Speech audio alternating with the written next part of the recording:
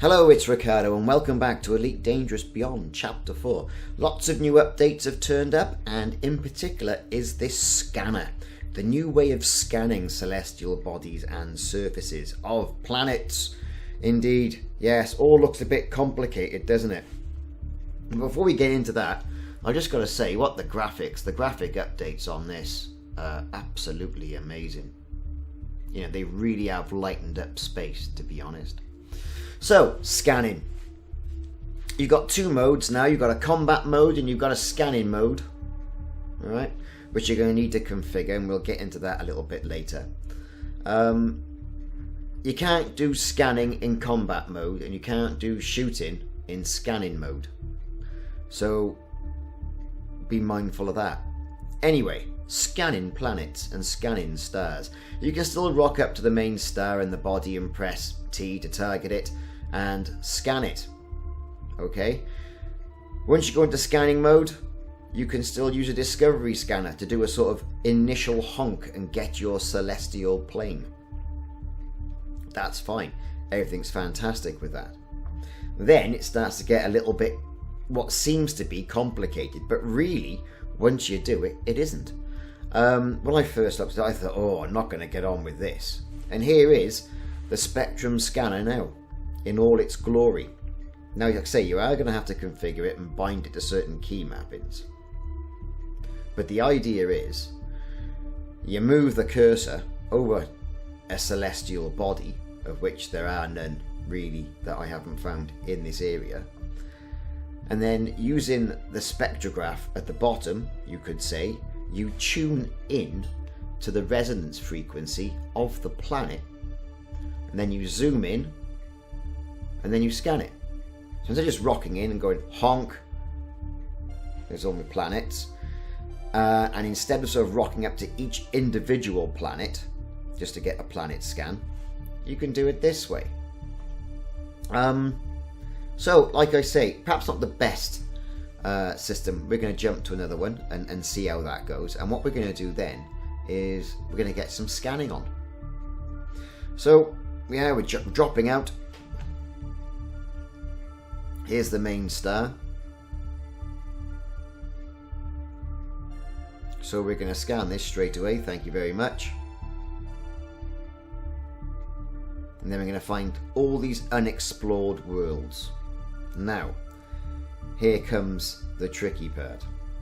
Or when I say the tricky part, the new part. It's just new. As you can see, it's all unexplored. You look at the system map. Some commanders have already been there already. If you are new to the system, you'll get your name put on it. If you look at the 3D map of the system, I mean, the system map has had quite a bit of work done to it. You can see what sort of planets are on what plane.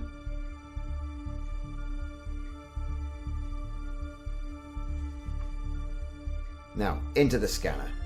So you can see you've got these arrows. These are pointing to where different bodies are. And you can see these glowing blue dots or blurs. Now we fixated on one. There's a red circle around, which means we can't zoom into it. We're going to use the slider. Now you'll see from this, I've taken a snapshot because it moves quite quickly. The inner circle is yellow, right? Which means I'm right on the money on that spectral analysis bar. I've slid it all the way over to the left hand side. This is going to be a signal source, right? Which means I can now zoom in and analyze it. So you've got to get that internal circle as yellow. It seems complicated, but it isn't really. And you see, degraded emissions detected. Alright, so if you go and think about and look for some more planets and other things like that, then as long as you get that inner circle as yellow, you can scan it from this distance. So we'll move on to this one. What's that? That's going to be another signal source because the inner circle is yellow and the spectrum bar, you see, is over to the left hand side. Again, another degraded emissions detected job. Moving on, let's get to a planet. Right, okay, so here's some glowing blue dots. We've zoomed in into the middle and you can see where the distortions are in that bar, and we found a planet. Again, ensuring that inner circle is yellow. Do you know what? It took me a little while to get my head around this. about 5-10 minutes, and I thought, it's actually quite good. It's not as hard and fast as what it was the last time. Rocking, honk, yeah, fantastic, we're on. We've got everything, but you haven't got to travel to every star in the system to scan it like this. Now, we'll come on to detailed surface scanning in a little while, but I just want to emphasise this, that I think this is actually a good bonus in the game. It's a great addition. Some people might say, oh, I don't like it, I like honking and then rocking out. I don't like that. This is going to save you time. Unless you want to go over there and surface map something, right? Again, you've got to fly over. This is going to save you time and gives you a little bit extra depth in gameplay, I think, anyway. So, there you are, scanning planets, scanning signal sources. And we've discussed that the signal sources as well have got a duration to them, but they are persistent, meaning that if you leave the system, you can come back in. Okay, so let's have a think about what we're going to do with surface scanning. Now, surface scanning, you're going to need a surface scanner for this. Nothing's really changed there. So what you do is you rock up to this planet, right? As you get close to it, it'll scan and tell you exactly what it is if you haven't scanned it already. You're going to go into scanner mode, right?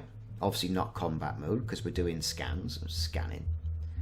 And then what you're going to do is, once you get in range, right, you're going to be able to fire probes off at this planetary body to map the surface.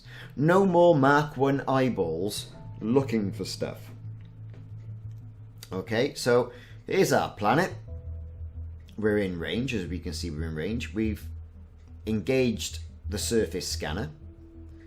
And then we're going to fire probes off. As you can see, I'm firing probes. Now you have unlimited probes. You're going to fire them off, and when they hit the surface, it's going to pulse. A bit like the scanner pulse that we use to scan megaships, as you can see. And that is going to map a percentage of what you can see of the surface of the planet. Simple as that. So no more flying really low over planets looking for things. The idea is, apparently, you fire these probes off, they hit the surface of the planet, that then returns all the telemetry, and then you get to view the surface of this planet from the system map and get all that information. Just like that. It's a really cool effect.